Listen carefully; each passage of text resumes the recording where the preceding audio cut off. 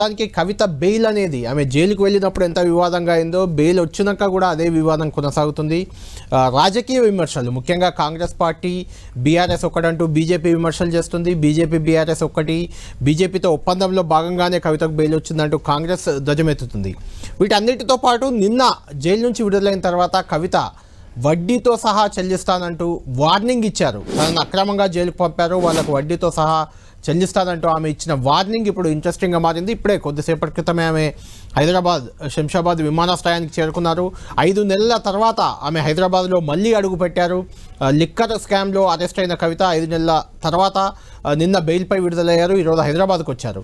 మొత్తం బీఆర్ఎస్ కార్యకర్తలు అంతా సంబరాలు చేసుకుంటున్నారు. ఈ సంబరాలకు అన్నింటికి అంటే కవిత బెయిల్ రావడానికి ఒక కారకులైన ఒక వ్యక్తి ఇప్పుడు మనకు లైవ్లో జాయిన్ అవుతున్నారు. ఆయనే కవిత తరఫు న్యాయవాది మోహిత్ రావు. అంటే కవిత తరఫు చాలామంది ముకుల్ రోహిత్గి, అభిషేక్ మను సింఘ్వి ఇలాంటి చాలామంది న్యాయవాదులు సుప్రీంకోర్టు న్యాయవాదులు వాదించిన వాళ్ళందరినీ కోఆర్డినేట్ చేస్తూ ఈ కేసు మొదటి నుంచి చివరి వరకు కవిత వెన్నంటి ఉన్న కవిత తరఫు న్యాయవాది మోహిత్ రావు మనకు లైవ్లో అందుబాటులో ఉన్నారు. మోహిత్ రావు గారితో మాట్లాడదాం. మోహిత్ రావు గారు, మొత్తానికి ఒక న్యాయవాదిగా ఖచ్చితంగా ఇది ఒక మీకు విజయంగానే చెప్పాలి. ఎందుకంటే ఒక ఉప ముఖ్యమంత్రి మనీష్ సిసోడియా లాంటి వ్యక్తి దాదాపు 1.5 ఏళ్ల జైల్లో ఉంటే మీరు 150 రోజుల్లోనే కవితను బయటకు తీసుకురాగలిగారు. ఇది ఖచ్చితంగా మీ విజయం. ముందుగా మీకు అభినందనలు. మీ క్లయింట్ కవిత గారికి కూడా అభినందనలు. అంటే ఈ బెయిల్కి దారి తీసిన అంశాలు ఏంటి? ఏ అంశాలు ప్రధానంగా కవితకు బెయిల్ రావడానికి దోహదపడ్డాయి?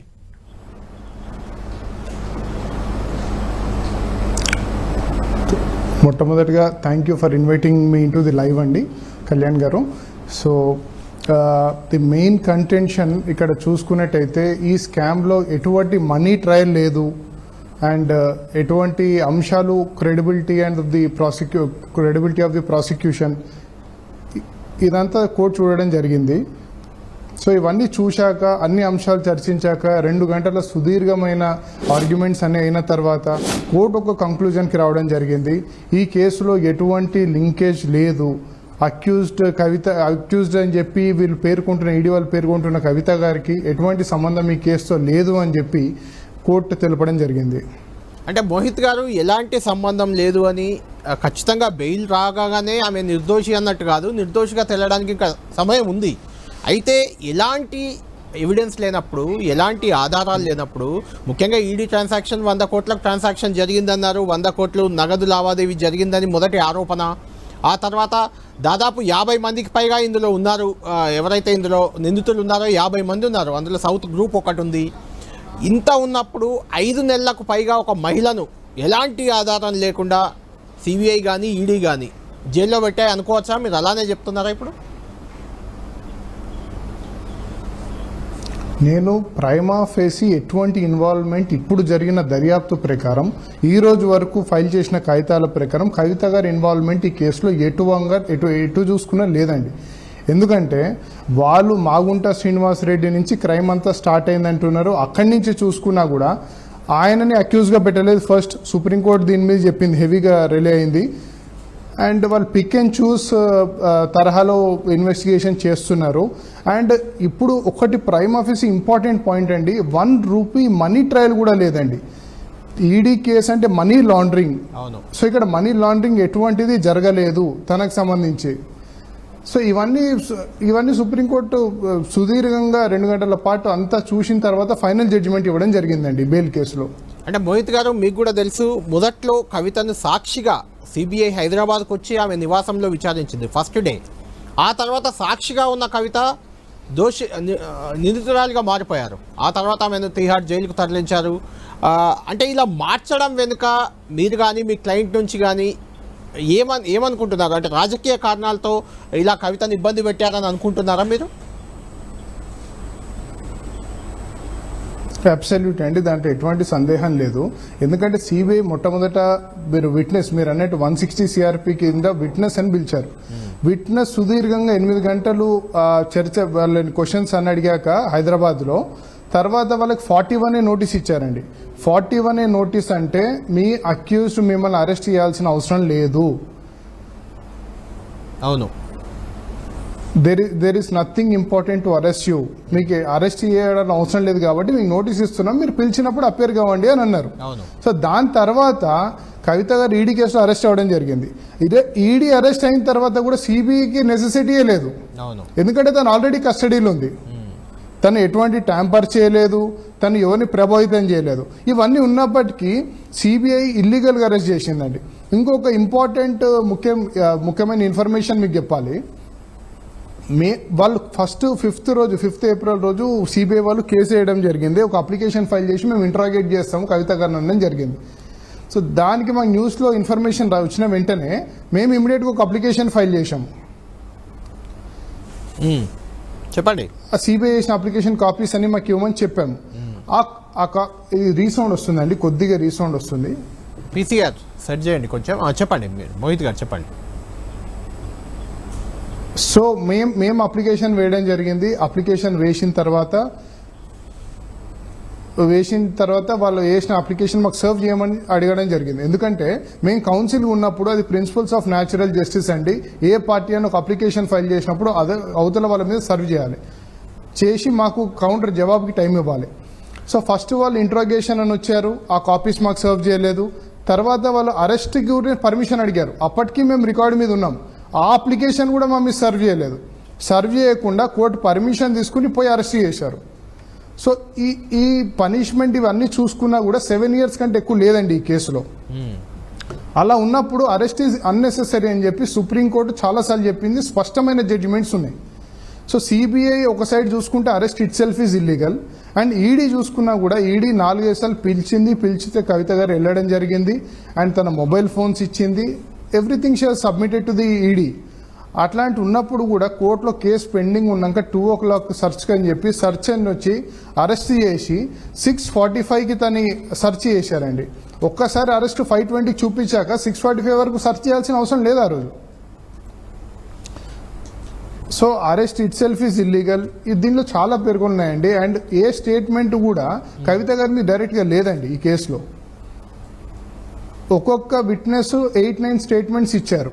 తను బయట ఉన్నప్పుడు అసలు ఈ క్రైమ్కి ఎటువంటి సంబంధం లేదు కవిత గారికి అని ఇచ్చే స్టేట్మెంట్స్ కూడా ఉన్నాయి. కానీ వాళ్ళని అరెస్ట్ చేసినాక, వాళ్ళని ప్రభావితం చేసినాక వాళ్ళు రిమోట్ స్టేట్మెంట్స్ ఇచ్చారు. దీనికి ఇన్వాల్వ్మెంట్ ఉన్నారు, దీంట్లో మేము చర్చలు ఇక్కడ జరిపామని చెప్పారు వాళ్ళు. సో మీరు ఇవన్నీ చూసుకుంటే సుప్రీంకోర్టు అదే అన్నది, మీరు 8-9 స్టేట్మెంట్లు ఇచ్చినప్పుడు అవన్నీ పరిగణలోకి ఎందుకు తీసుకోవట్లేదు, ఉట్టి అరెస్ట్ అయినాక ఒకటే స్టేట్మెంట్ ఎందుకు పరిగణలోకి తీసుకున్నారని అడగడం జరిగింది. అంటే మోహిత్ గారు ఇక్కడ 2-3 అంశాలు ముఖ్యంగా కవితను దోషిగా చూపించడానికి 2-3 అంశాలు ప్రధానంగా ఈడీ అడ్వకేట్లంతా ప్రొజెక్ట్ చేసింది. ఒకటి, 10 మొబైల్ ఫోన్స్ని ఏడాది కాలంలో 1 yearలోనో 1.5 yearలోనో 10 మొబైల్ ఫోన్లను మార్చారు, అందులో ఉన్న ఆధారాలను ధ్వంసం చేశారు, ఆ ఫోన్లను ట్యాంపర్ చేయడానికి ప్రయత్నించారు. అఫ్ కోర్స్ అది ట్యాంపరా లేకుంటే అలా డిస్ట్రాయా అనే దానిపై కూడా సుప్రీంకోర్టులో కొంత ఆర్గ్యుమెంట్ నడిచినట్టుంది. అంటే మొబైల్ ఫోన్ అంశమే ప్రధానంగా పదే ప్రస్తావిస్తూ వచ్చారు. దానిపై నిన్న జడ్జిలు ఏం కామెంట్ చేశారు? మొబైల్ ఫోన్లకు సంబంధించి కూడా కొన్ని కీలక కామెంట్స్ వచ్చాయి కదా. ఫస్ట్ ఆఫ్ ఆల్ మీకు ఒకటి చెప్పాలండి, 2022లో ఒక అక్యూజ్డ్ రిమాండ్ అప్లికేషన్లో కవిత గారు తన ఫోన్స్ అన్ని డిస్ట్రాయ్ చేశారని చెప్పి మీడియా లీక్ ఇచ్చారు. అది మీకు కూడా తెలిసింది. ఆ మీడియా లీక్ ఇచ్చడం తర్వాత తనని ఎప్పుడు సమన్స్ పిలిచారో తను మొబైల్ ఫోన్స్ ఏవి నేను డిస్ట్రాయ్ చేయలేదు, అవన్నీ మా మెయిడ్స్ దగ్గర మా మనుషుల దగ్గరనే ఉన్నాయి, తను కొత్త ఫోన్ వాడిన తర్వాత పాత ఫోన్ తన మెయిడ్స్కి సర్వెంట్స్కి ఇవ్వడం జరిగింది. అవన్నీ ఉన్నాయని చెప్పాక ఈడీ అవన్నీ వాళ్ళ ముందు పెరిచబట్టాలని చెప్పిన తర్వాత వాళ్ళ ఫోన్స్ అవన్నీ మెయిడ్స్ దగ్గర తీసుకుని ఇవ్వడం జరిగింది. ఇదంతా ఒక ఇంపౌండింగ్ ఆర్డర్ ఉంది, ఈడీ ఇవన్నీ పరిగణలోకి తీసుకుని ఇంపౌండింగ్ ఆర్డర్ ఉంది. ఇప్పుడు తన మెయిడ్ నుంచి తన ఫోన్ తీసుకునేటప్పుడు ఒక 2-3 ఫోన్లు వాళ్ళ మెయిడ్ ఫార్మాట్ చేసి తనకి ఇచ్చారు, తను తీసుకెళ్ళి ఈడీకి ఇచ్చారు. ఓకే. అండ్ ఈడీ దగ్గర అంత సమాచారం ఉంటుందండి, రిట్రీవ్ చేయొచ్చు, అన్నీ చేయొచ్చు. కానీ వాళ్ళకి ఇప్పుడు వరకు ఏం ఫార్మాట్ చేశారు, వాళ్ళు ఫార్మాట్ చేశారని పదే అంటున్నారు. కానీ ఏం ఫార్మాట్ చేశారు, దాంట్లో ఏముందని సుప్రీంకోర్టు అడగడం జరిగింది. వాళ్ళు ఏం చెప్పలేకపోయారు కోర్టులో. అంటే మోహిత్ గారు ఇక్కడ ఆధారాలు లేవు అనేది ఒకటి వస్తుంది. కానీ మాగుంట రాఘవ 25 కోట్లని 50 కోట్లు అడిగారు, 25 కోట్లని కవిత గారికి అందజేశానని చెప్పారు వాంగ్మూలంలో. 100 కోట్లు మొత్తం గోవా పంజాబ్ ఎలక్షన్లకు ఆమ్ ఆద్మీ పార్టీకి ఇచ్చారని ఒకటి జరిగింది. ఆ చార్టర్డ్ ఫ్లైట్లు ప్రత్యేకించి ఇక్కడ నుంచి ఫ్లైట్స్లో తీసుకెళ్ళి ఇచ్చారనే ఆర్గ్యుమెంట్ కూడా మొదట్లో వచ్చింది. అది మీరు చెప్పాలి ఆర్గ్యుమెంట్లో ఎంత వాస్తవం ఉంది అనేది. అయితే ఇలా జరిగినప్పుడు మీరు అన్నట్టు ₹1 కూడా లేదు అనేది జడ్జిలు కూడా అన్నారు, ₹1 కూడా రికవరీ కాలేదని. అయితే ఈ వ్యవహారంలో అసలు కవితకే సంబంధం లేదు, సంబంధం లేకుండానే ఎక్కడ ఎలాంటి ఇన్వాల్వ్మెంట్ లేకుండానే 150 రోజులకు పైగా జైల్లో ఉంచారు అని మీరు భావిస్తున్నారా? ఒకటి. రెండోది, కేసులో ఆమె నిర్దోషిగా విడుదలవ్వడానికి ఇంకా ఎన్ని రోజులు పట్టవచ్చు? ఫస్ట్ పాయింట్ నేను ఆన్సర్ చేస్తాను అండి. ఫస్ట్, వాళ్ళు 100 crores సౌత్ లాబీ నార్త్ లీడర్స్కి ఇచ్చారని అన్నారండి. వాళ్ళు చెప్పిన ప్రాసిక్యూషన్ వాళ్ళ కేసు అది. సో ఈ 100 కోట్లలో వాళ్ళు ఏమంటారంటే 25 crores ఒక ఇద్దరు అసోసియేట్ ద్వారా వెళ్ళింది అని అంటున్నారు. కానీ ఆ టోటల్ అమౌంట్ కూడా కవిత గారికి ఎటువంటి లింకేజ్ లేదండి ఇక్కడ. ఓకే. సో కవిత గారికి డైరెక్ట్గా ఎటువంటి లింకేజ్ లేదు, తన క్రైమ్కి ఎటువంటి లింక్ లేదండి తనకి క్రైమ్. సో అదే సుప్రీంకోర్టు కూడా క్వశ్చన్ అడిగింది, తన నుంచి ఏమైనా రికవరీ అయిందా అంటే వాళ్ళు క్లియర్గా ఫెయిర్గా కోర్టుకు చెప్పడం జరిగింది ఎటువంటి రికవరీ లేదు ఈ కేసులో అని. సో ఇదంతా ఫాల్స్ అలిగేషన్స్ అని ఆరోపణలు చేశారు, ఎటువంటి రికవరీ లేదు. ఒకటి. రెండో పాయింట్ వచ్చే వరకు తను మహిళ అండి, మహిళకి తనకు 45 కండిషన్స్ ఎగ్జామ్షన్ ఉంటుంది. అండ్ మహిళ, sick persons, 16 years below age ఉన్న పీపుల్కి వాళ్ళకి ఎగ్జామ్షన్ ఉంటుంది. వాళ్ళకి ట్విన్ కండిషన్స్ అప్లికబుల్ కావండి పిఎంఎల్ఏలో. సో అదే ఎగ్జామ్షన్ కవిత గారికి కూడా వర్తించాలని చెప్పి సుప్రీంకోర్టు స్పష్టంగా చెప్పడం జరిగింది. ఓకే. అంటే ఎప్పటి వరకు కేసు మొత్తం తెలియడానికి ఎంత సమయం పట్టే అవకాశం ఉంది? అది మనం డైరెక్ట్గా చెప్పలేమండి, కానీ మీరే అంచనా వేయవచ్చు. 493 విట్నెస్లు ఉన్నారు అండ్ 40 అక్యూజ్ కౌన్సిల్స్ ఉన్నారు. దాదాపు 50,000 పైన పేజీల మెటీరియల్ ఈడీ సబ్మిట్ చేయడం జరిగింది. సో నియర్ ఫ్యూచర్లో అయితే ఇది అవ్వదని సుప్రీంకోర్టు స్పష్టంగా చెప్పిందండి. రైట్. మోహిత్ గారు మీరు ఉండండి. మీరు మిగిలిన ఇక్కడ పొలిటికల్ డిబేట్ కూడా కొంత ఉంది. అంటే కవిత బెయిల్ పై కూడా రకరకాల అనుమానాలు వస్తున్నాయి. ఆ పొలిటికల్ రాజకీయ నాయకులు ఎందుకు బెయిల్ పై అనుమానాలు వ్యక్తం చేస్తున్నారు? ఈవెన్ సీఎం రేవంత్ రెడ్డి గారు కూడా కొద్దిసేపటి క్రితమే చిట్చాట్లో మాట్లాడుతూ బీజేపీ బీఆర్ఎస్ ఒప్పందంలో భాగంగానే కవితకు బెయిల్ వచ్చిందని ఒక ఇంట్రెస్టింగ్ కామెంట్ చేశారు. కాంగ్రెస్ నేతలంతా కూడా అదే రకమైన కామెంట్ చేస్తున్నారు. అసలు ఏంటి సుప్రీంకోర్టు బెయిల్ రావడానికి రాజకీయ కారణాలు ఉన్నాయా? ఆ పొలిటికల్ లీడర్స్ మాతో డిబేట్లో అందుబాటులో ఉన్నారు. బీఆర్ఎస్ నుంచి క్రిషాంక్, ఆ పార్టీ నాయకులు క్రిషాంక్ గారు అందుబాటులో ఉన్నారు.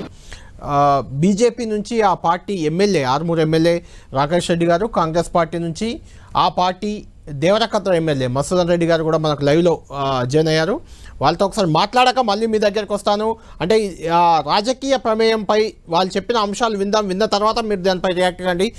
క్రిషాంక్ గారు, నిన్నటి నుంచి కవిత జైలుకు పోయినప్పుడు ఎంతైతే ఆరోపణలు వచ్చాయో, అంటే కవితను ఎందుకు జైలు పంపట్లేదు, బీజేపీ బీఆర్ఎస్ ఒక్కటే అని వచ్చాయి. ఇప్పుడు ఆమె బయటకు వచ్చినప్పుడు కూడా బీజేపీ బీఆర్ఎస్ ఒక్కటే కాబట్టి అండర్స్టాండింగ్లో బెయిల్ తొందరగా వచ్చింది. మనీష్ సిసోడియాకు 1.5 కాలం లోపలున్నాడు, తొందరగా వచ్చేసింది. ఇంకా కేజ్రీవాల్కి ఇంకా రాలేదు.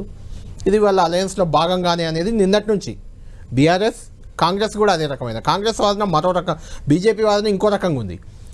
అభిషేక్ మను సింఘ్వి కవిత న్యాయవాది, ఆయనకే కాంగ్రెస్ రాజ్యసభ సీట్ ఇచ్చింది. ఆయన వాదించారంటే అర్థమవుతుంది ఆ రెండు పార్టీలు ఒకటే. ఇది రాజకీయంగా కూడా ఒక ఇంట్రెస్టింగ్ ఫ్యాక్టర్ అయింది, ఒక పాయింట్. రెండోది, నిన్న కవిత బయటకు వచ్చిన తర్వాత ఆమె చేసిన కామెంట్ చాలా ఇంట్రెస్టింగ్గా ఉంది. అసలు ఆమె ఎవరిని ఉద్దేశించి మాట్లాడారు, ఎందుకు మాట్లాడారు ఒకసారి విన్నాక మీరు దానిపై ఆన్సర్ చేయండి.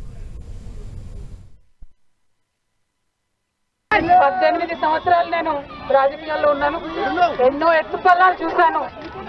కానీ పర్సనల్ గా నాకైనా నా కుటుంబానికైనా ఒక తల్లిగా పిల్లల్ని వదిలి 5.5 నెలలు ఉండడం అన్నది చాలా ఇబ్బందికరమైన విషయం. ఎటువంటి ఇబ్బందులకు నన్ను నా కుటుంబాన్ని పాలు చేసిన వారికి తప్పకుండా వడ్డీ సమేతంగా చెల్లిస్తాం. సమయం వస్తుంది, తప్పకుండా చెల్లిస్తాం. ఇప్పుడు ఆమె రాజీ అయింది అంటే ఆ భాష ఆమెది అట్లుండదు. కవిత గారి భాష ఎలా ఉందంటే శశికళ గారు ఛాలెంజ్ చేస్తారు చూడు తమిళనాడులో, అంతు తెలుస్తాననే భాష ఉంది ఆమె. ఆ భాష అది మంచిది కాదు. బీజేపీ గవర్నమెంట్ అలా చేయాలంటే కాబోయే ముఖ్యమంత్రి అని వాళ్ళు అనౌన్స్ చేసుకున్నారు. కేటీఆర్ నన్న బొక్కలు వేయచ్చు, కేసీఆర్ నాన్న బొక్కలు వేసి ఈమెను ఎందుకు వేస్తారు? ఈమె చీఫ్ మినిస్టర్ రేస్లో లేదు. మీకు ఎడ్యుకేట్ చేస్తున్నాను. ఆ మీద పగ ఉంటే, ఆ మీద ఇది కేసీఆర్ ప్రభుత్వం మీద లేకపోతే టీఆర్ఎస్ మీద పగ ఉంటే వాళ్ళని. రైట్. కవిత గారు వడ్డీతో సహా చెల్లిస్తాం, అక్రమంగా నన్ను జైల్లో పెట్టారు, ఎవరి పేరు చెప్పలేదనుకోండి, ఎవరిని ఉద్దేశించి అంటే ఎవరికి వడ్డీతో సహా చెల్లించేది ఎవరు, ఈ బెయిల్ రావడానికి రాజకీయ కారణాలు ఉన్నాయనే కాంగ్రెస్ బీజేపీ విమర్శలకు మీరు ఏం చెప్తారు మీ పార్టీ పరంగా?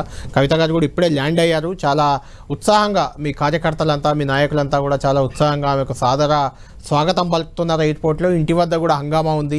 అంటే కవిత మరో పవర్ సెంటర్ అయ్యేందుకే నిన్నటి వ్యాఖ్యలను మనం తీసుకోవాలా? ఆమె తెలంగాణ రాజకీయాల్లో మరింత క్రియాశీలకంగా కేసీఆర్ కేటీఆర్ హరీష్ వీళ్ళందరికీ ధీటుగా ఎస్టాబ్లిష్ అవ్వడానికి ముందుకు వస్తున్నట్టు అనుకోవాలా మనం ఆ వ్యాఖ్యలు? ఒకటి పవర్ సెంటర్ కాదా అనేది ప్రజలు నిర్ణయిస్తారు ప్రజాస్వామ్యంలో, ఎన్నికల్లో పోటీ చేసినప్పుడు. ఎందుకంటే వారు ఎంపీగా కూడా పనిచేశారు. కానీ ఎంత అవమానము, ఎంత ఇబ్బంది ఒక వ్యక్తిగా, ఒక మహిళగా వారు ఎంత పడ్డారో వారికే తెలుసు, వారి కుటుంబానికి కూడా తెలుసు, అందరికి కూడా తెలుసు. ఎందుకు అనంటే ఎంత దారుణంగా కొంత ఎంపీ స్థాయిలో ఉన్న వ్యక్తులు కూడా సారా క్వీను, లిక్కర్ క్వీను అని మాట్లాడారు. ఆ తర్వాత మీరు గమనిస్తే, ఎందుకంటే బతుకమ్మ విషయం మీద ఆమె కోర్టుకు వెళ్ళి కొట్లాడి పర్మిషన్లు తెచ్చి కూడా తెలంగాణ ఉద్యమ సమయంలో పర్మిషన్లు తీసుకొని వచ్చింది. అట్లాంటి బతుకమ్మ పూల చేతుల్లో కూడా సీసాలు పెట్టి అట్లాంటి ఇన్సల్ట్ చేయడం జరిగింది. ఖచ్చితంగా వాటన్నిటికీ కూడా సమాధానం నిన్న సుప్రీంకోర్టే చాలా స్పష్టంగా చెప్పింది. గౌరవ సుప్రీంకోర్టే పాయింట్ టు పాయింట్, కేవలం ఒక రిలీజ్ ఆర్డర్ రాలేదు, ఆధారం లేదు. ఒక ఆయననేమో మీరు అప్రూవర్గా పెట్టేస్తారు, ఇంకొక ఆయన అక్యూజ్డ్ కూడా కాదు, కానీ ఇక్కడనేమో సెలెక్టివ్ పికింగ్ చేసిరు మీరు అని అంటారు. మనం ఎన్నో డిబేట్లు కూడా చేసినాం, దాదాపు మీరే ఒక డజన్ డిబేట్లు దీని మీద పెట్టారు. నోటీసులు వచ్చినప్పుడు పెట్టిండ్రు, ఫోన్లు ఇచ్చినప్పుడు పెట్టారు, వచ్చిన వాళ్ళు వచ్చారు, ఇవన్నీ కూడా జరిగినాయి. ఇవన్నిట్లో కూడా మేము అప్పుడే చెప్పినాం 306 సిఆర్పిసి, అప్పుడు సిఆర్పిసి ఉన్నప్పుడు కూడా ఏమని చెప్పినాము, అప్రూవర్ బేస్డ్గా ఎవరైనా చెప్పేదాన్ని కూడా it is not a reliable evidence అని అన్నారు. ఇవాళ గౌరవ సుప్రీంకోర్టు కూడా అదే చెప్తున్నది. మనం 2 సంవత్సరాల ముందు ఇదే చర్చించినాం. అయితే నేను మీ ద్వారా తెలంగాణ రాష్ట్ర ప్రజలను అడుగుతున్నా, ముగ్గురు ఉన్నారు, 3 స్టేట్మెంట్లు మనం గత 24 గంటల్లో చూసినాం. ఈ ముగ్గురులో ఎవరిని సీరియస్ తీసుకుందాం? గౌరవ సుప్రీంకోర్టు చేసిన వ్యాఖ్యలను సీరియస్ తీసుకుందామా, లేకుంటే గౌరవ ఈ దేశ సహాయ శాఖ హోంశాఖకు చెందిన కేంద్ర మంత్రి గారు బండి సంజయ్ గారు చేసిన వ్యాఖ్యలను సీరియస్గా తీసుకుందామా, లేకుంటే సాక్షాత్తు తెలంగాణ ముఖ్యమంత్రిగా నేడున్న రేవంత్ రెడ్డి గారు మాట్లాడింది సీరియస్గా తీసుకుందామా? తెలంగాణ ప్రజలు నిర్ణయించాలి. ఎందుకంటే సుప్రీంకోర్టు అయితే రాజకీయాలు చేయదు. ఎందుకంటే నరేంద్ర మోదీ గారు వచ్చి అసెంబ్లీ ఎన్నికల్లో ప్రచారం చేసి ఈ కేసు గురించి మాట్లాడారు. లబ్ధి దీంతో బెనిఫిట్ పొందిందా అంటే పొలిటికల్ స్టేట్మెంట్స్గా ఒక కోర్టులో జరుగుతున్న కేసు మా మీద రకరకాల ఆరోపణలు జరిగినాయి. ఎలక్షన్ స్పీచెస్గా కాంగ్రెస్ వాళ్ళు మాట్లాడారు, బీజేపీ వాళ్ళు మాట్లాడారు. కానీ దాని తర్వాత నిన్న కూడా గౌరవ సుప్రీంకోర్టు చెప్పిన అనంతరం కూడా ఇలా బండి సంజయ్ గారు అంటారు బీఆర్ఎస్ కాంగ్రెస్ ఒకటి అని, రేవంత్ రెడ్డి గారు అంటారు బీఆర్ఎస్ బీజేపీ ఒకటి అని. మరి సుప్రీంకోర్టుకి మీ ఒక హోం మంత్రిగా ఉన్న వ్యక్తి అండ్ ఒక ముఖ్యమంత్రిగా ఉన్న వ్యక్తి మీరే సుప్రీంకోర్టుని తప్పుపడుతున్నారా? ఇక దేశంలో ఎవరిని నమ్మాలి చెప్పండి? ఒక ముఖ్యమంత్రి, ఒక హోంశాఖ మంత్రి గిట్లనే మాట్లాడితే ప్రజలు ఎటువైపు ఆలోచిస్తారు చూడండి. మీకే గౌరవం లేకపోతే సుప్రీంకోర్టు మీద ఎందుకు అనంటే ఇవాళ రకరకాల పాయింట్స్ మాట్లాడుతున్నారు. ముకుల్ రోహత్గి గారు ఇప్పుడు అభిషేక్ సింఘ్వి గారి గురించి ఎత్తిరు కదా, రఘునందన్ రావు గారు ఓవైసీ గారి కేసు కొట్లాడలేదా? వారు ఏ పార్టీ? రఘునందన్ రావు గారు భారతీయ జనతా పార్టీ. ముకుల్ రోహిత్కి కూడా బీజేపీ కదా. ఇంకోటి ఇప్పుడు ముకుల్ రోహిత్గి గారు మీరు బీజేపీ అని అన్నారు. డిఎల్ఎఫ్ రాబర్ట్ వాద్రా గారి కేసు అవును వాదించారు. రాబర్ట్ వాద్రా గారు ఎవరు? అడ్వకేట్స్ ఎవరికైనా వాదించవచ్చు. ఈ బేసిస్ లో ఏదో సోషల్ మీడియాలో మాట్లాడినట్టు ఎక్కడనో మాట్లాడినట్టు కాదు కదా. ఒక ముఖ్యమంత్రి ఒకవైపు, ఇంకోటి హోం సహాయ శాఖ మంత్రి ఇంకోవైపు, వీళ్ళిద్దరు మాట్లాడితే డెఫినెట్ గా అర్థమైపోతుంది ఇది హైలీ పొలిటికల్ కేసు అని మేము డే 1 చెప్తున్నాం. రాజకీయాల కోసమే, రాజకీయ లబ్ధి కోసమే ఈ కేసు వేసిండ్రు, ఇబ్బంది పడ్డది, పోరాడింది, బయటికి వచ్చినాం. కానీ వాళ్ళకి కూడా వీళ్ళిద్దరు మాట్లాడలేరు కదా రాజకీయ. వాళ్ళతో మాట్లాడదాం. దాని ముందు అసలు వడ్డీతో సహా చెల్లిస్తాను, నన్ను ఇరికించారు అని ఎవరిని ఉద్దేశించి అన్నారు? అందరినీ. ఎవరిని? ఇప్పుడు ఇన్ని వ్యాఖ్యలు చెప్తున్నా ఇంతమందిని ఎవరెవరైతే వ్యక్తిగతంగా ఫస్ట్ కేసు అయినప్పుడు మీరు చూసిరు కదా ఫస్ట్ డేనే అంటే కార్యకర్తలను ఇంటి మీదకి పంపించారు. వ్యక్తులనా కవిత గారు అన్నది, పార్టీలను కాదు, ఆ వ్యక్తులు వ్యవస్థలో ఉన్నారు కదా సార్, రైట్. ఆ వ్యక్తులు పార్టీలలో ఉన్నారు, ఆ వ్యక్తులు పదవులలో ఉన్నారు, రకరకాల పవర్ఫుల్ పదవుల్లో ఉన్నారు. ఇవన్నిటిని ఇప్పుడు మేము మాట్లాడుతున్న దాన్నే రేపు కవిత గారు పాయింట్ టు పాయింట్ ఎత్తుతారు. రైట్. రాకేష్ రెడ్డి గారు మీరే చెప్పాలి దీనికి. అంటే నిన్న వడ్డీతో సహా చెల్లిస్తామని కవిత గారు చేసిన కామెంట్ ఒకటి ఇంట్రెస్టింగ్గా ఉంది. దాంతోపాటు కాంగ్రెస్ నేతలు చెప్తున్నారు బీజేపీ బీఆర్ఎస్ ఒక్కటే, ఆ ఒప్పందంలో భాగంగానే కవితకు బెయిల్ వచ్చిందంటారు. ఈ రెండింటిని మీరు ఎలా చూస్తున్నారు? కవిత గారి వార్నింగ్ అది బీజేపీకి అనే ఒక అభిప్రాయం చాలా మందిలో ఉంది. మీరు ఎలా చూస్తున్నారు ఆ వార్నింగ్ని? ఇది మన కాంగ్రెస్ పార్టీ కమర్షియల్ పార్టీ అండి? బీజేపీని బెదిరించడానికి అంత దమ్ముందా? రాకేష్ గారు కొంచెం మీరు రైట్కి జరగండి, రైట్ వైపు. ఓకేనా? ఇంకొంచెం ఓకే, ఇప్పుడు ఓకే, రైట్. ఇది కవిత గారు వడ్డీతో ఇస్తుందా, చక్ర వడ్డీతో ఇస్తుందా, ఇంకేమైనా పైన వడ్డీలు ఇస్తుందా, అది వేరే విషయం అండి. ఫస్ట్ ఇప్పుడు చర్చలల్లా అసలు మీరు ఏం మాట్లాడుతున్నారు అంటే దీనివల్ల ప్రజలకు 1% అని ఉపయోగం ఉన్నదా? అంటే ఎందుకంటే కళ్యాణ్ గారు నేను మాట్లాడింది వాళ్ళు మాట్లాడేటప్పుడు ఎందుకంటే నేను వేరే వాళ్ళు మాట్లాడేటప్పుడు మాట్లాడాను, కొద్దిగా మాట్లాడిన తర్వాత మీరు అడగండి. ఇప్పుడు నిన్నటి నుంచి బీజేపీ కాంగ్రెస్ ఓకే, బండి సంజయ్ కుమార్ ఏమన్నారు తర్వాత విషయం, కానీ ఫస్ట్ మహేష్ కుమార్ కూడా అన్నారు, రకరకాల కాంగ్రెస్ లీడర్స్ అన్నారు. ఏంటంటే అలయన్స్ ఏమున్నాయి? ఇప్పుడు అన్ని అయిపోయినాయి, ఎలక్షన్లు, అసెంబ్లీ ఎలక్షన్స్ అయిపోయినాయి, పార్లమెంట్ ఎలక్షన్లు అయిపోయినాయి. కొడుకైనా బుద్ధి ఉన్నాడు, కొద్దిగా బుద్ధి ఉండాలా. రాజకీయం అంతా అయిపోయినాయి, ఇప్పుడే రాజకీయం అంటే కోర్టులతోని అది ఏం చేసింది ఏం చేయలేదు, చట్టాలు తెలుస్తాయి, కోర్టులు తెలుస్తాయి. మరి 60-70 నుంచి కాంగ్రెస్ ఇదే చేసింది. ఎట్లా అంటే మనం చెప్తే మనం ఇప్పుడు టెలిఫోన్లో ఉన్న వాళ్ళము, మనము ఈ చర్చల పాల్గొంటారు, మనం చెప్తే అరెస్ట్ చేస్తుంది, కాంగ్రెస్ అరెస్ట్ చేయడం కాంగ్రెస్ చేస్తుంది, బీజేపీ ఎట్లా అవమానపరుస్తారండి మీరు దేశంలో చట్టబద్ధ సంస్థలను. ఎక్కడో ఒక చోట అరాకొర జరుగుతాయి తప్పులు. మొత్తం న్యాయ వ్యవస్థనే నమ్మకం లేకుండా చేస్తున్నారు ప్రజల గురించి. ఒక ఫ్యామిలీ గురించి, లవ్ సక్కని ఫ్యామిలీ, తెలంగాణని మొత్తం అప్పులపాలు చేసిన ఫ్యామిలీ, అది అవసరమా? తెలంగాణ ప్రజలకు ఏమి ఇచ్చింది అది మాట్లాడండి. అది కోర్టు సుప్రీంకోర్టు బెయిల్ ఇచ్చింది, 5 కోట్ల కేసులు ఉన్నాయి, 5 కోట్ల కేసులు, ఒక కేసు బోడి కేసు. భలే ఉన్నారండి మీరు. అది 1,72,000 కోట్లు ఏమేమి రుజువు చేసుకోము. మరి దాన్ని ఎవరంటారు? అక్కడ కనుమూలి గారే ఉన్నారు కదా, వీళ్ళ కాంగ్రెస్ ఫ్రెండ్లీ పార్టీ, స్టాలిన్ గారి చెల్లె. ఇవి రాజకీయాలలో సహజం అండి. దయచేసి మీరు న్యాయ వ్యవస్థను మరీ సామాన్యుడికి కూడా దాని మీద విశ్వాసం పెట్టేట్టు చేయకండి. మీరు ఎట్లా దరిద్రం పెట్టిర్రు దేశాన్ని, ఇంకా దరిద్రం పెట్టకండి. న్యాయ వ్యవస్థ మీద అంత కొంత పేద ప్రజలకు నమ్మకం ఉంది, సామాన్య ప్రజలకు నమ్మకం ఉంది, గౌరవం ఉంది. ఒక నిమిషం వినండి. ప్రతి రోజు బెయిల్ బీజేపీలు చెప్తే వస్తుందా, కాంగ్రెస్లు చెప్తే వస్తుంది? ఎందుకంటే బీజేపీలు చెప్తే ఎందుకు అరెస్ట్ చేస్తారు, బీజేపీలు ఎందుకు వస్తారు? జరుగుతాయి వ్యవస్థలో. ఇప్పుడు ఆమె చట్టబద్ధంగా సుప్రీంకోర్టు చెప్పింది, ఇన్వెస్టిగేషన్ అయిపోయింది అన్నది తప్ప కేసులో కొన్ని చిన్న పాయింట్స్ ఉంటాయండి. బెయిల్ ఇచ్చేటప్పుడు ఆ క్రాస్ ఎగ్జామినేషన్ 2-3 ప్రశ్నలకు ఏదో చెప్పారు తప్ప వాళ్ళు ఏమన్నారు? సుప్రీంకోర్టు ఆల్రెడీ 5 నెలలు అయిపోయింది, ఇన్వెస్టిగేషన్ అయిపోయింది, ఛార్జ్ షీట్ అయిపోయింది, ఇప్పుడు ఆమెను ఉంచే అవసరం లేదు. అది సుప్రీంకోర్టు మాటలలో చూడండి. కాబట్టి దయచేసి బెయిల్ ఇస్తున్నాం, బెయిల్ ఇచ్చిన తర్వాత ట్రయల్స్ జరుగుతాయి, ఇంకా దాని మీద అడిషనల్ ఎవిడెన్స్ ఉంటే వాళ్ళు చేస్తారు ఇన్వెస్టిగేషన్స్. లేకపోతే రేపు తెల్లరి కవిత గారు ప్రధానమంత్రి అవుతుందో, ఐక్యరాజ్య సమితి ప్రెసిడెంట్ అవుతుందో, చక్రవర్తితో తీసుకుంటుందో, అవి కాదు ఇప్పుడు సబ్జెక్టు. ఇప్పుడు ఆ కేసుని చట్టానికి వదిలేయడం ఒకటి. అనవసరంగా ఆమె ఎంతైనా మంచా చెడ ఆడబిడ్డ, అంతగానో ఆమె మీద దేశం కూడా పెంచుకోదు ఈ కాంగ్రెస్. ఈ రేవంత్ రెడ్డి ప్రత్యేకంగా పెంచుకున్నాడు, ప్రత్యేకంగా. ఎందుకు కామెంట్ ఏదో పాత కుట్రలు ఆయన జైలు వేసిన బాధ ఉంటే ఉండిండొచ్చు, నన్ను బాధ లేచిన నేను కూడా కుటుంబాన్ని బాధ పెట్టాలని. ఇవన్నీ వ్యక్తిగత రాగదేశాలండి. బీజేపీకి ఏం సంబంధం లేదు కళ్యాణ్ గారు. ఇది దేశం గురించి, ధర్మం గురించి, న్యాయం గురించి ఉన్న పార్టీ. ఇది ఒక రకమైన పునాదుల మీద నిర్మించబడి, ఇది ఎవరినో హిందువులను ద్వేషించడానికి, రకరకాల దేశాన్ని అవమానించడానికి ఇట్లా పుట్టిన పార్టీ కాదు. ప్రతిసారి మీరు బీజేపీ వాళ్ళ అలయన్స్ అనే పదం కూడా నవ్వొస్తుంది. ఏం ఎలక్షన్ ఉన్నాయి కళ్యాణ్ గారు చెప్పండి?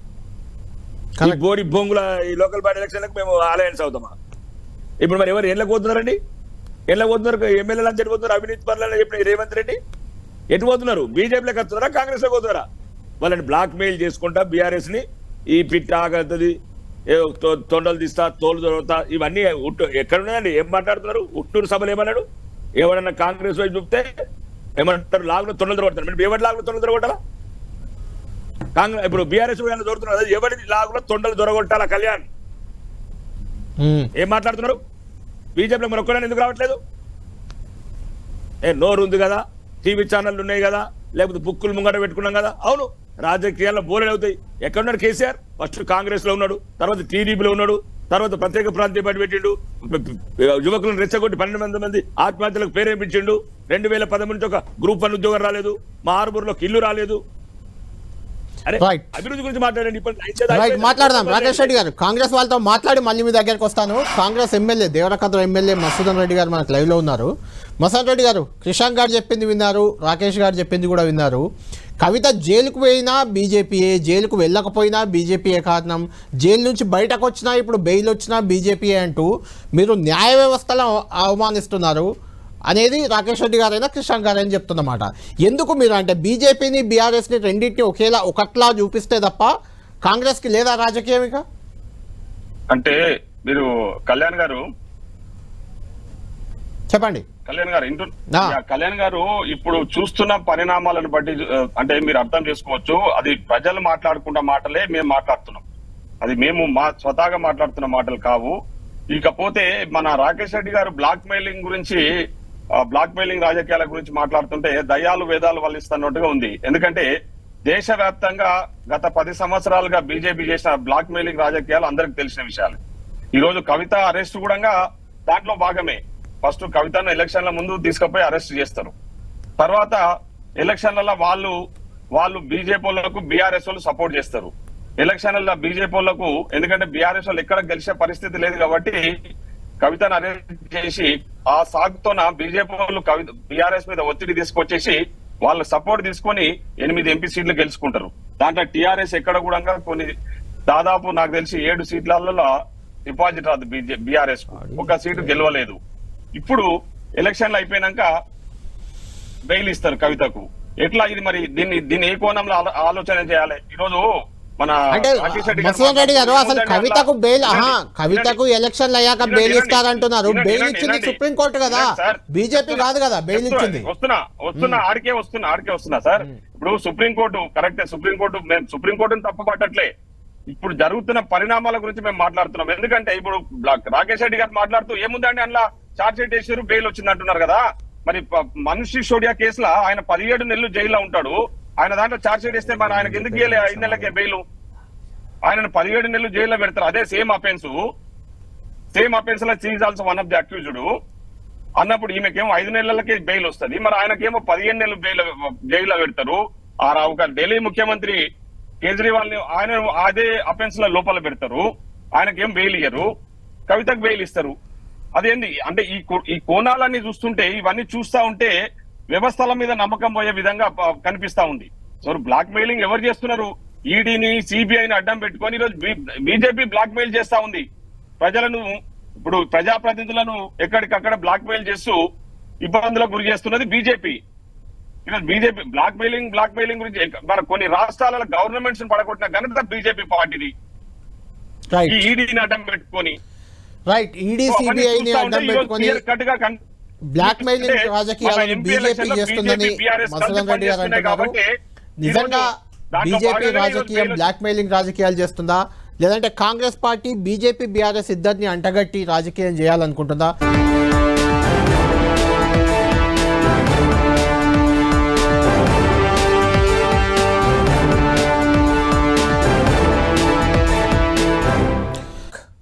మోహిత్రావు గారు విన్నారు కదా, బీఆర్ఎస్ కాంగ్రెస్ బీజేపీ అందరు నేతలు మాట్లాడిన మాటలు విన్నారు.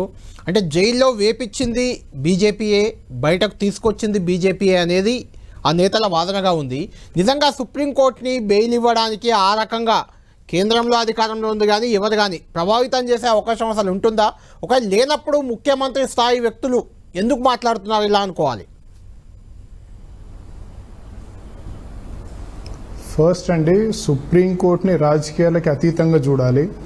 ఒక కాంగ్రెస్ పార్టీయో బీజేపీ పార్టీనో మరి ఇంకో పార్టీనో ఏదో మాట్లాడింది వాళ్ళు చెప్తే ఇస్తారనుకోవడం చాలా దురదృష్టకరం. ఎందుకంటే అది ఏం మాట్లాడినా కూడా కంటెంప్ట్ ఆఫ్ కోర్ట్ కింద, కోర్టు ధిక్కరణ కిందకి వస్తుందండి. అండ్ 2 ఆస్పెక్ట్స్ నేను చెప్పాలండి. ఇప్పుడు ఒకటేమో ఈడీ ఉట్టిగా బెయిల్ ఇవ్వలేదండి, ఈడీ ఉట్టిగా కన్సీడ్ కాలేదు. 2 అవర్స్ ఆర్గ్యూ చేశారు ఏఎస్జీ గారు. 2 అవర్స్ ఆర్గ్యూ చేసిన తర్వాత కోర్టు సాటిస్ఫై కాలేదు, దీనిలో మెటీరియల్ కూడా ఏం లేదన్నారు, అప్పుడు బెయిల్ ఇవ్వడం జరిగింది. అయితే ఇక్కడ మోహిత్ And గారు అప్పుడు అంటే order dictate చేసేటప్పుడు ఒక వాదన AG ఇప్పుడు గారు కాంగ్రెస్ concession- నుంచి వచ్చిన వాదన ఏంటంటే మనీష్ సిసోడియాకు ఇదే కేసులో 1.5 ఏడాదిన్నర పట్టింది, కవితకు 150 రోజుల్లోనే ఎలా బెయిల్ వచ్చింది, ఇది మేనేజబుల్ అనేది కాంగ్రెస్ వాదన. సార్ సుప్రీంకోర్టు మేనేజబుల్ అంటే అది చాలా తప్పండి. అది జుడిషియరీ ఇస్ నాట్, జుడిషియరీ దేనికి కూడా లొంగదండి, తప్పది. అది reason తప్పుడు ఏమై ప్రచారం. ఉంటుంది? అది ఏ అంటే రాజకీయ మనీష్ నాయకుడు సిసోడియా అన్నా కూడా కవిత issue లో హై reason ఏమై హై ఉంటుంది? అఫీషియల్స్ ఉన్న నేను చెప్తాను. ఒకటి మనీష్ సిసోడియా ఏమో ఇక్కడ policy maker in Delhi. Okay. ఆయననే ఆ స్కామ్ అంతా ఆయన వల్లే స్టార్ట్ అయింది అనుకుంటున్నారు. రెండోది కవిత గారు she an MLC in Telangana and తను మహిళ, తనకు స్పెషల్ ప్రొవిజన్ ఉంది పిఎంఎల్ఏలో. అండ్ కవిత గారి దగ్గర ఒక ₹1 కూడా రికవరీ లేదండి. Even as on today there is no recovery. Sisodia దగ్గర గవర్నమెంట్ ఆఫ్ జిఓఎం రిపోర్ట్స్ అవన్నీ ఉన్నాయండి. అండ్ పాలసీ అంతానే స్టార్ట్ అయింది, minister will be held responsible for everything. కాబట్టి సిసోడియా గారికి డిఫరెంట్ లా అప్లికబుల్ అవుతుందండి. You can't equate both of them together. Same వేలో మీరు ఈక్వేట్ చేయలేరు. అండ్ రెండోటండి, జడ్జిమెంట్ ఎప్పుడైతే ప్రొనౌన్స్ డిక్టేషన్ స్టార్ట్ చేశారో అప్పుడు ఈడీ కౌన్సిల్ వచ్చి కన్సెషన్ అడుగుతున్నారు. మా మీద ఫైండింగ్స్ రాయకండి, మాకు ఇబ్బంది అవుతుంది ఫ్యూచర్లో అని కోర్టుని రిక్వెస్ట్ చేశారు. రిక్వెస్ట్ చేసిన తర్వాత ఉట్టి కేస్ ఆస్పెక్ట్స్కి కన్ఫైన్ అవ్వకుండా జడ్జిమెంట్ ఇవ్వడం జరిగింది. ఇది ఉట్టిగా రాలేదండి. అండ్ 2 hours అదేదో కన్సెషన్ మీద వచ్చింది, వీళ్ళు చెప్తే వచ్చింది, వాళ్ళు చెప్తే వచ్చింది అనేది అది చాలా దురదృష్టకరం అండి అట్లాంటి మాటలు మాట్లాడితే. 2 hours పేమెంట్ ఆర్గ్యూ చేశారు, కేసులో ఏం లేదని తెలుసుకున్నారు, అప్పుడు కోర్టుని రిక్వెస్ట్ చేశారు. రైట్ మోహిత్ గారు, ఫైనల్ క్వశ్చన్ మీకు న్యాయవాదిగా, అడ్వకేట్గా చెప్పండి. నిజంగా ఈ కేసులో బేస్ లేదని మొదటి నుంచి మీరే ఫాలో అవుతున్నారు కాబట్టి, ఆధారాలు లేవు, బేస్ లేవు, అసలు తాను తప్పే చేయలే అని కవిత అనుకున్నప్పుడు ఎందుకు ముకుల్ రోహిత్కి లేకుంటే అభిషేక్ మను సింఘ్వి ఇంకా 10-20 మంది అంత పెద్ద న్యాయవాదులు ఎందుకు ఇందులో ఏం లేనప్పుడు అంతమంది ఆర్గ్యుమెంట్ చేయాల్సిన అవసరం ఏమొచ్చిందంటే ఏం చెప్తారు? ఒకటండి, సుప్రీంకోర్టుకి ఎపెక్స్ కోర్ట్స్కి వెళ్ళేటప్పుడు సీనియర్ అడ్వకేట్స్ వస్తే కోర్టు వింటారు. అండ్ సీనియర్ అడ్వకేట్ ఎందుకు పెట్టుకుంటామంటే కోర్టుని అసిస్ట్ చేయడానికి పెట్టుకుంటాం.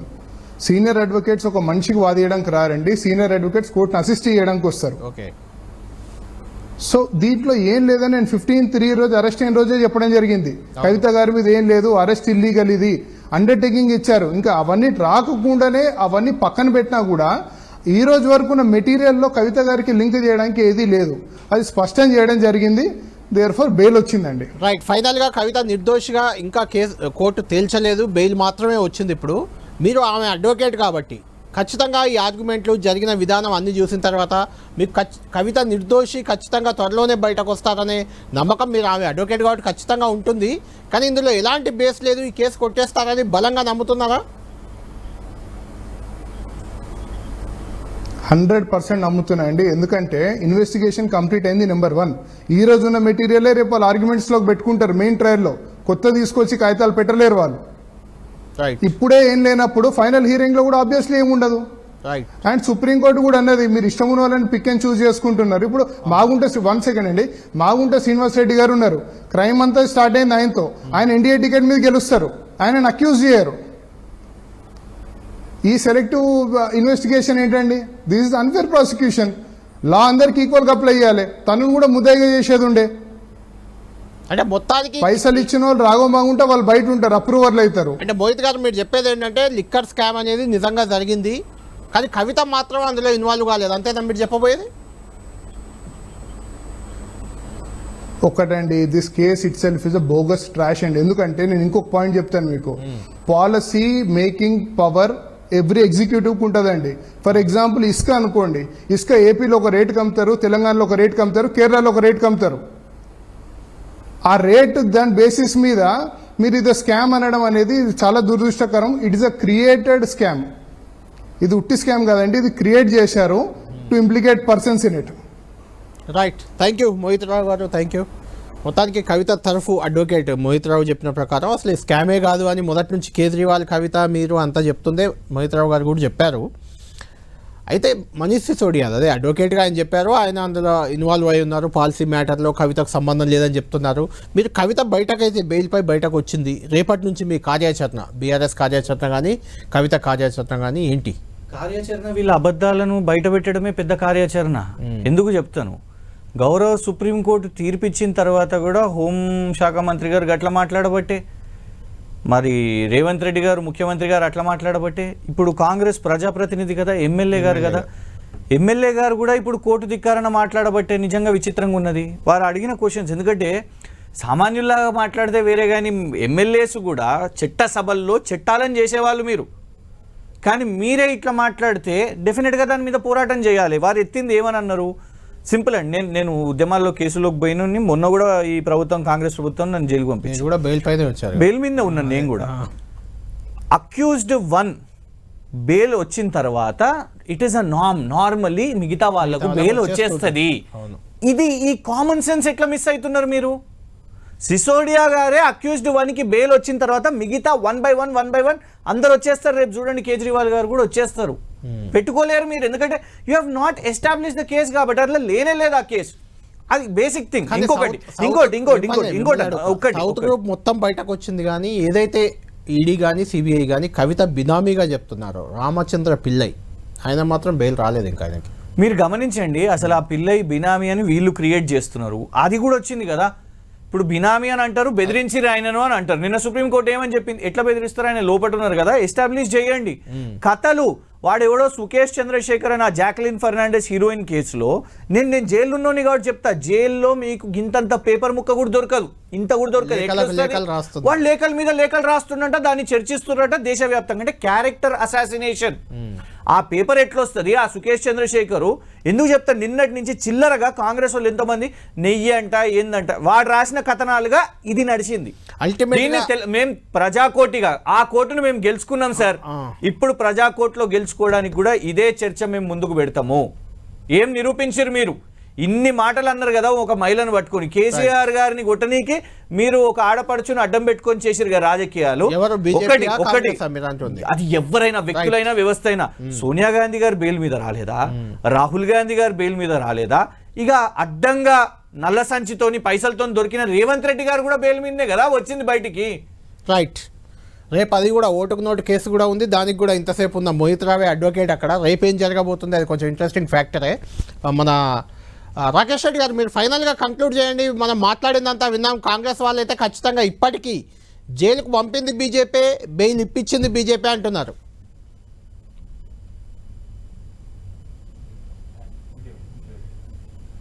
మ్యూట్లో ఉంది రాకేష్ రెడ్డి గారు, మీది మ్యూట్లో ఉంది. మేము అలానే అనుకుంటే రేవంత్ రెడ్డి ముఖ్యమంత్రి ఎట్లా అవుతారండి? 3000 ఓట్లు తెచ్చుకున్నాడు హుజురాబాద్ లా, ప్లస్ పోయినోడు మునుగోడ్లా. మేము అలానే అనుకుంటే కళ్యాణ్, మేము ఆ రకంగా అనుకుంటే మన కవిత గారిని గౌరవనీయ ఎమ్మెల్సీ గారిని అరెస్ట్ చేయాలనుకుంటే బీజేపీ చేసే పనులు కాదన్నది, కాంగ్రెస్ బీఆర్ఎస్ చేసే పనులు. ఇప్పుడు బీఆర్ఎస్ కూడా రేవంత్ రెడ్డి గారిని అరెస్ట్ చేసింది, డ్రోన్ కేసులో కూడా జైల్లో పెట్టింది, వ్యక్తిగతంగా కక్ష తీసుకున్నది ఆ కుటుంబం మీద, రేవంత్ రెడ్డి కుటుంబం మీద. ఈ 2 కుటుంబాల మధ్యన పగ తెలంగాణ ప్రజల పాలిట శాపమై కూర్చున్నది. కళ్యాణ్, అర్థమవుతుందా కళ్యాణ్? కరెక్ట్. ఇప్పుడు ఆయన జైలుకి వెళ్ళి వచ్చి ముఖ్యమంత్రి అయ్యారు, ఇప్పుడు కవిత కూడా జైలుకి వెళ్ళి వచ్చి ముఖ్యమంత్రి అవుతుందని మీకు ఏమైనా అనిపిస్తుందా? మరి ప్లీజ్ మేము అరెస్ట్ చేయాలనుకోండి, ఒకవేళ వీళ్ళు అన్నట్టు మేము ఎప్పుడంటే అప్పుడు అరెస్ట్ చేయాలా, మాకు ఉపయోగం ఉన్నప్పుడు ఎప్పుడో చేసేవాళ్ళం కదా అంటే అది తప్పుడు ప్రచారం అని చెప్తున్నా. 3,000 రాలేదండి, 3-4,000 వచ్చినాయి హుజురాబాద్ లో. కాంగ్రెస్ అనేది మర్చిపోయారు పబ్లిక్. అప్పుడు కూడా ఇప్పుడున్న అబద్ధాల కోరు, ఇప్పుడు రాష్ట్రంలో అవినీతి ప్రభుత్వం వెళ్తున్నారు రేవంత్ రెడ్డి గారు. ఒక అసత్య ఆరోపణలు, మొన్న రాజ్యాంగాన్ని మారుస్తామని, లేకపోతే ముస్లింలను దేశంకి వెళ్ళగొడతామని ఒక ప్రచారం చేశారు. బీజేపీ బీఆర్ఎస్ ఒకటే అని, దానివల్ల బతికి బయటగట్టారు. ఒకవేళ మేము అధికారం చేయబోయేసుకున్నది ఈ యొక్క అసత్య ప్రచారం వల్ల ఈ కాంగ్రెస్ వచ్చింది. ఒకవేళ ఇప్పుడు కేసీఆర్ అప్పటికే ఓడిపోయాడండి, ఓడిపోయినాక మార్చిలో అరెస్ట్ చేసినాం కవిత గారిని, అరెస్ట్ చేసారు వీళ్ళు దర్యాప్తు సంస్థలు ఏదైతే సిబిఐ ఈడీ ఉన్నాయో. ఒకవేళ అరెస్ట్ చేయాలంటే ముందే ఉండి దయచేసి ఒక తెలంగాణ ప్రజలు క్షుణ్ణంగా రాజకీయాల కొద్దిగా నవగానున్న వాళ్ళు, చదువుకున్న యువలు, లేకపోతే సగం చదువుకొని ఓలా ట్యాక్సీ నడుపుతున్న యువకులు కూడా దయచేసి, లేకపోతే జాతీయ ఉపాధి పథకం చేస్తున్న మామూలు పల్లెటూరులో ఉన్న అక్షరాస్యత లేని వాళ్ళు కావచ్చు, దయచేసి మీరు గమనించండి. ఇది ఒక మోసపూరిత కుట్ర ఈ కాంగ్రెస్ బీఆర్ఎస్.